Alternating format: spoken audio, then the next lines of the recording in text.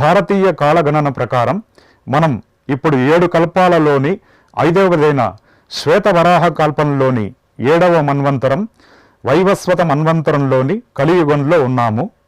ఈ కల్పం ప్రారంభంలో శ్రీ మహావిష్ణువు కల్పాంత ప్రళయకాలంలో పాతాళంలో నీట మునిగి ఉన్న భూమండలాన్ని ఉద్ధరించడం కోసం వరాహావతారమును ధరించి హిరణ్యాక్షుడనే ఒక రాక్షసుని సంహరించి భూమిని యథాతథ స్థితిలో నిలుపుతాడు.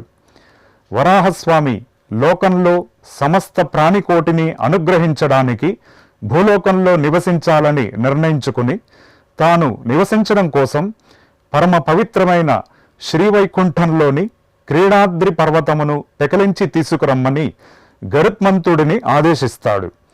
గరుడు స్వామివారికి ఇష్టమైన క్రీడాచల పర్వతమును, ఐరమ్మదం అనే క్రీడా సరస్సును శ్రీవైకుంఠం నుండి తీసుకువచ్చి భూమిపై సువర్ణముఖరి నదీ సమీపంలో ప్రతిష్ఠిస్తాడు.